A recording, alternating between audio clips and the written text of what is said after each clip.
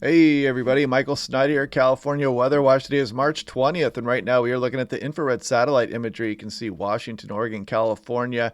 Take a look at this cold air here. This is what's going to spawn this monster storm that's going to slam somewhere into the central coast of California.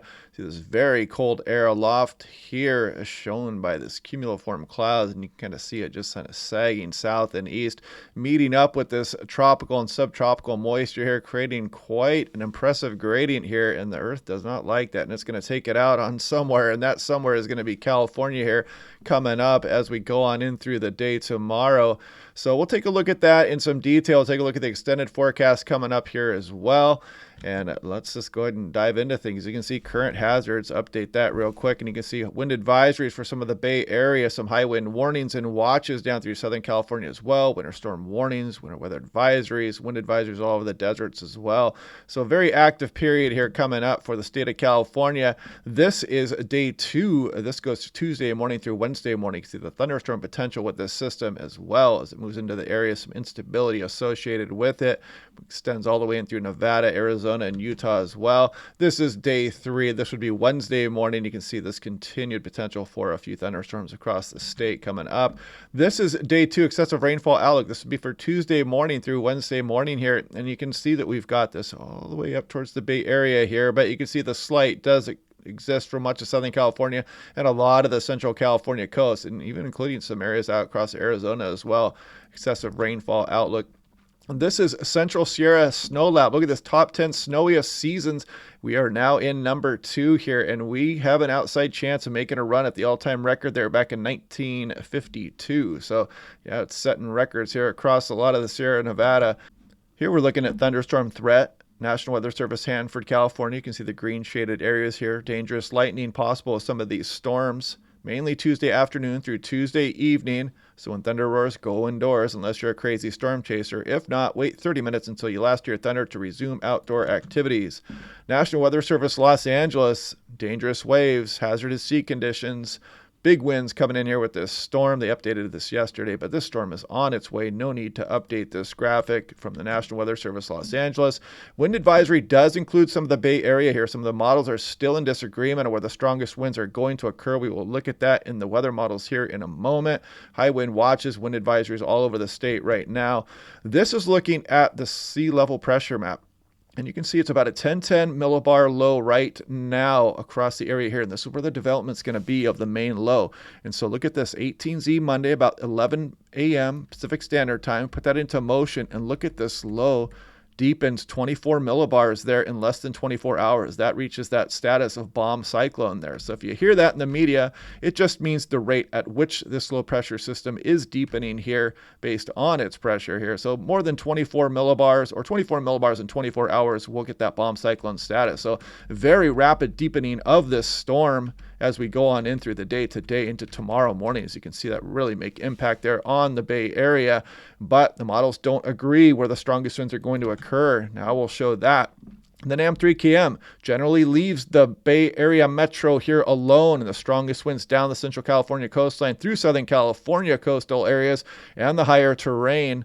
And some pretty good gusts across some of the interior valley area here as well, including I-5. But look at the HER. Stronger winds, again, leaving the Bay Area alone. But look at this across even some of the valley there, including I-5 up towards 60 miles per hour. Just incredible storm here rolling into California. As you can see, some big winds coming across the higher terrain. 80 plus gusts are possible with this storm system in the higher terrain. This is the European though. Look, it wants to include the Bay Area and some of the stronger winds here. Gusts 50 plus miles per hour possible. That's probably why they have that wind advisory. You don't want to get caught off guard there across the Bay Area, but you can see strong winds all the way down the coastline, including the higher terrain and even some of the valley areas on the European as well.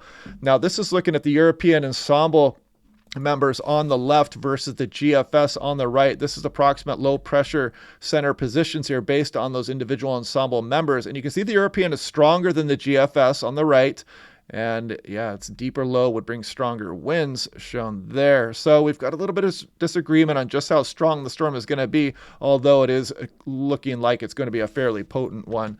Now here we're looking at the NAM3 Cape. This is a CAPE, Convective Available Potential Energy. As we go through the day today, you'll see the typical instability across the interior region there, but you can see the storm roll through as we go on into Tuesday, and there's going to be some thunderstorms associated probably as well, so it's going to be some highly variable precipitation amounts across any areas that do get thunderstorms here, and you can see a lot of instability all the way in through Tuesday evening and on through Wednesday morning as well across some of Southern California there for that system finally tries to move out of here as we get towards Wednesday night into Thursday.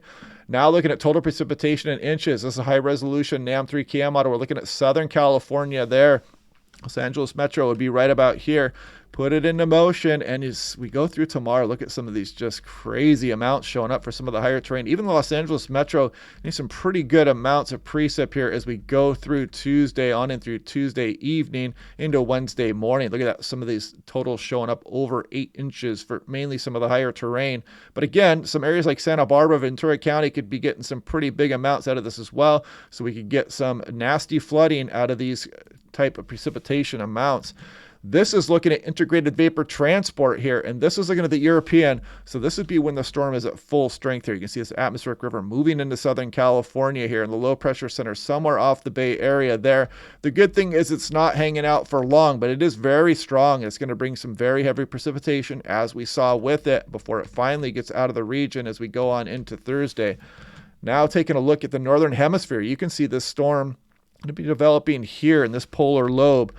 And you can see that thing tracking for California. Doesn't it just look out of place here? I mean, you can just see that this is something normally reserved for Vancouver Island, British Columbia, Southeast Alaska versus California. But here we are. It is on the doorstep of California. And this will eventually even spawn some severe weather across the rest of the country as well as we go on in through Thursday probably. But yeah, pretty interesting look at things there. Here we go, total snow GFS. This is the most recent run, 12Z, hot off the presses. And you can see building up some snow again across Sierra Nevada as we go out through later this week towards the weekend. Even some snow for Southern California as well, as the snow levels are going to drop back down a bit as this frontal system moves through. 6 to 10 day precipitation outlook at the bullseye here on California. And look at the 6 to 10 day temperature outlook. Man, just a strong signal here across the west portion of the USA. 8 to 14 day, not much different, all the way through April 2nd shown here. 8 to 14 day precipitation outlook all the way through April 2nd as well, above average for California.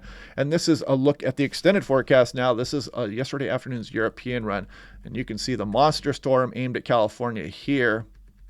And we get this trough kind of hanging out across the Pacific Northwest, wants to include California there and drop yet another system down off the coast of California. This would be for the following week here. So there is just no rest for the weary here across the state of California, and we're going to continue to build up snowpack potentially, it looks like, and then maybe a trough will off into the extended after that as we go through early April. Who knows? I wouldn't doubt it, the way this winter/spring have been going here for the state. So anyway, yeah, looks like we might remain active through the extended. We'll watch those systems as we get a little bit closer to it. This is the storm that we're dealing with now. You can see that thing impacting much of the state here, but of course mainly central and southern California with this one.